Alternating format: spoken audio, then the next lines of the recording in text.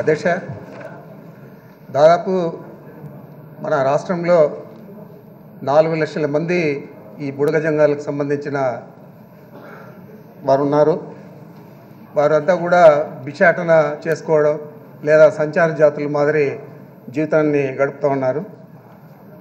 మరి పక్క రాష్ట్రాల్లో ఏమో వారికి సంబంధించిన బంధువులు కానీ అందరూ కూడా ఆడ ఎస్సీ కులాలకు చెందిన వారుగా పరిగణిస్తూ ఉన్నారు. తమిళనాడులో కానీ కర్ణాటకలో కానీ కొత్తగా మనం విడిపోకముందు ఉమ్మడి రాష్ట్రంలో ఉన్న తెలంగాణలో కానీ వాళ్ళను ఎస్సీ కులాల కిందే పరిగణిస్తూ ఉన్నారు. మన కాన్స్టిట్యూషన్లో కూడా వాళ్ళని షెడ్యూల్ కులాల కిందే పెద్దలు డాక్టర్ అంబేద్కర్ గారు రాసిన కాన్స్టిట్యూషన్లో కూడా పొందుపరుచున్నది.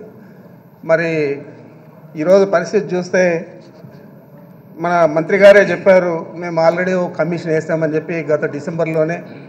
అదేవిధంగా ముఖ్యమంత్రి గారు కూడా మల్కిపురం అని చెప్పి అక్కడ మండలంలో ఒక ఏకసభ్య కమిషన్ వేసామని చెప్పి చెప్పారు. ఇది డిసెంబర్ 29న, గత డిసెంబర్ 29న. మరి ఇప్పుడు ఆయన ఇచ్చిన జవాబులో ఏమో త్వరలో పరిశీలిస్తూ ఉన్నాం కమిషన్ వేయడానికి అంటున్నారు. నేను అడిగేది ఒకటే అధ్యక్ష, పక్క రాష్ట్రంలో ఇప్పుడు మాకు తమ్మరాజుపల్లి అనే ఒక గ్రామం ఉంది. ఒక వీధేమో కర్ణాటకకు సంబంధించింది, ఒక వీధేమో ఆంధ్రాకు సంబంధించింది మా నియోజకవర్గంలో.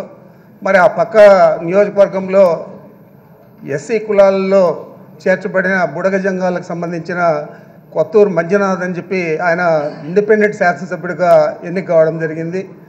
మరి ఇంత తారతమ్యం ఉంది కాబట్టి మా ప్రాంతంలో అందరూ కూడా దీని మీద మీరు స్పందిస్తే బాగుంటుంది, ప్రభుత్వాన్ని మీరు ఒప్పించాలా అని చెప్తే మేము చెప్పగలిగేదంతా ఒకటే అధ్యక్ష.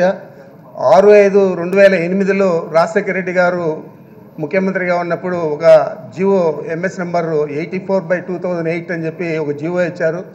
మరి కమిషన్ మీరు వేసి అది ఎగ్జామిన్ చేసి ఇచ్చే లోపల ఆ జివోను రివైవ్ చేసి వారికి ఎస్సీ కులాల కింద పరిగణించే విధంగా అన్ని అవకాశాలు కల్పిస్తారా లేదా అని మంత్రి గారిని అడుగుతున్నాను.